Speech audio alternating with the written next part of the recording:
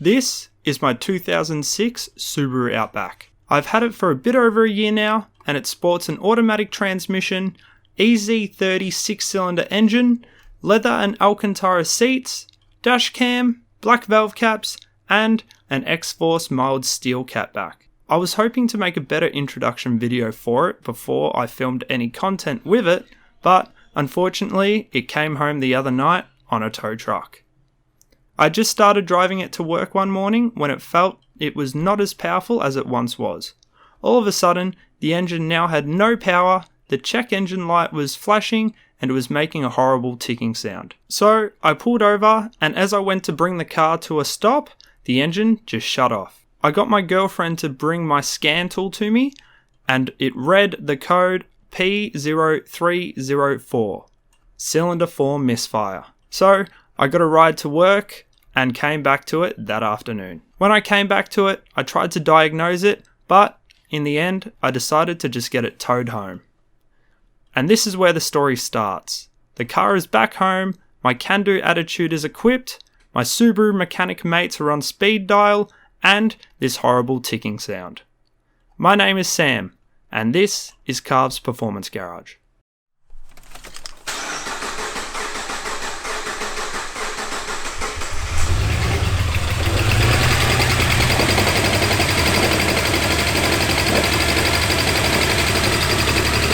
So you can clearly tell just by the smell, plus also by the fact that the O2 sensor is not reading 100%, that it's dumping fuel and not igniting it. So because of that, our suspicion is that it is a dead coil pack. So the first thing I'm going to do, it did previously show a code for cylinder 4, so I'm going to replace the cylinder 4 coil pack and see how that goes. So I started off by disconnecting the battery terminals and removing the battery and the other plastic bits that surround it. I'm very lucky that I have a mate that's currently rebuilding a H6 engine, so I borrowed his coil packs so I could try and diagnose the issue.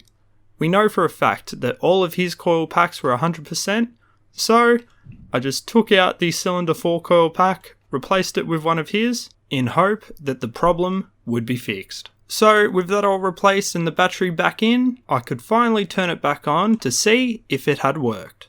Alright, let's see what happens with this coil pack replaced.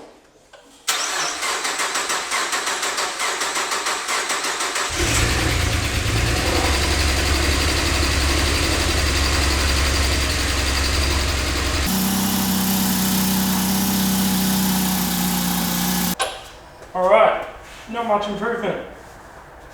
Because that's not running any smoother, I'm going to replace the front and the rear passenger side coil packs. So we'll see how that goes. So with the battery terminals off again, the battery out, it was time to replace cylinder 2 and cylinder 6 coil pack to see if that would fix the issue. Contrary to belief, Subaru spark plugs actually are not too difficult to take in and out. Yes, you do have to remove some things, but if you have the right tools and extensions, they're actually quite a breeze.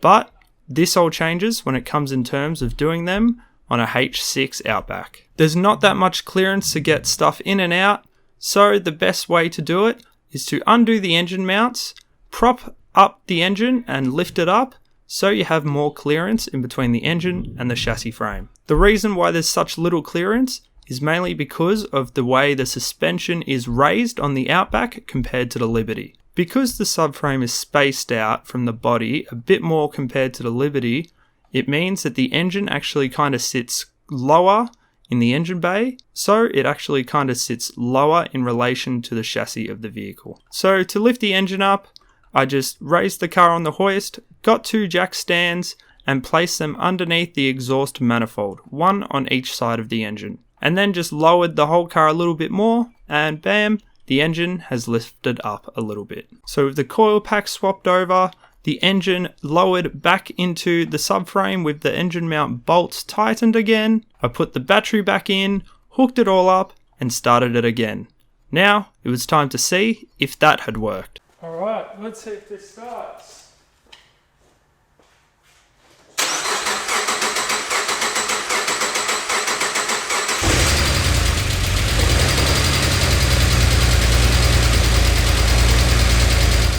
As you can hear, the engine is still as sick as it was. So I jumped onto the phone with some Subaru mechanic mates. They told me to remove the rocker covers to see if the valve spring had broke and to see if there was any sort of chunks of valve spring or the retaining clips. So I took the rocker cover off and this was the result. So it's another night with the Outback, and last time you saw it I was trying to diagnose the issue. At this stage I've diagnosed the issue, which is the great news.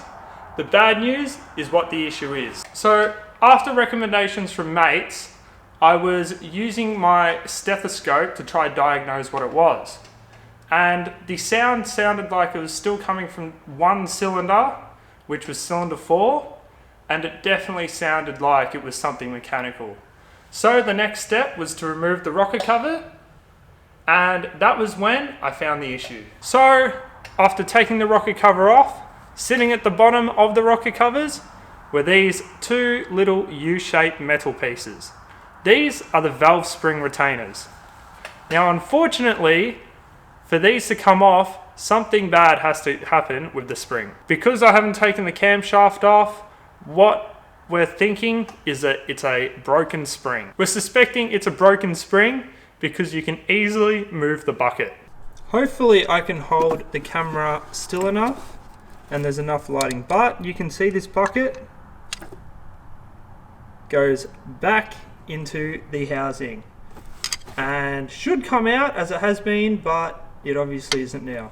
Where these buckets, if you have a look, completely stiff. So obviously something major has happened with the valve spring. Now this isn't too bad, but the problem is I kept turning on the car to try and diagnose the issue myself. Now this could actually be at the detriment of the car, because if the valve has been hitting the piston causing damage, that could mean piston damage, thus whole new engine time. So to see if there's been any damage to the piston, I've got this inspection camera, so I'm going to take the spark plug out and we'll have a look inside. Now I'm hoping for the best, because if it's a new engine, it may cost a bit more. So let's take the spark plug out and see what's in there.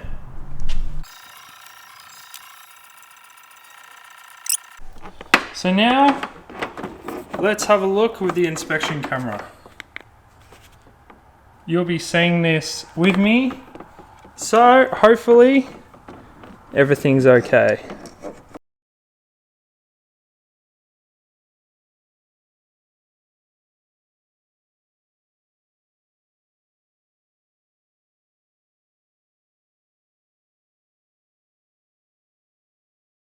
So after having a look in the inspection camera, I think that I have actually came off pretty lucky. I can't see any sort of metallic bits where a valve would have hit the piston. So I'm feeling a lot more confident for when I pull the engine apart, but of course you will never know until the engine's pulled apart. So until then, I'm just going to chuck the spark plug back in, the rocker cover, tighten that back up just to protect it from as much water as possible, and get it parked until I receive the parts. So now knowing and just getting a general idea that the valve doesn't look like it's hit the piston, or if it has, it hasn't hit it that hard, I'm a lot happier that that should hopefully save the motor.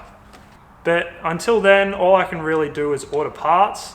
What I'm going to do while the engine's out, I'm going to do the timing chain, the guides, the tensioners, full reseal, get the heads machined, and just give the engine a full freshen up, so it means it will be ready for another 140,000 Ks, if not longer. One bonus thing is that now that I have to pull the engine out, at least that's a bit of content I can film for this channel. So right now it is just sitting waiting for the parts. So I've ordered the parts. All the parts together will be about 1,500, plus I'm going to get the head resurfaced and refurbished, so everything back to clearance. So that will be about 1,000, and it should hopefully take about 2 weekends. So yeah, the car's broken, but we'll fix it soon. As always, if you have any feedback, comments or suggestions, please comment below, and if you like this video, please consider liking and subscribing. So thank you for watching, and until next time, have a great day.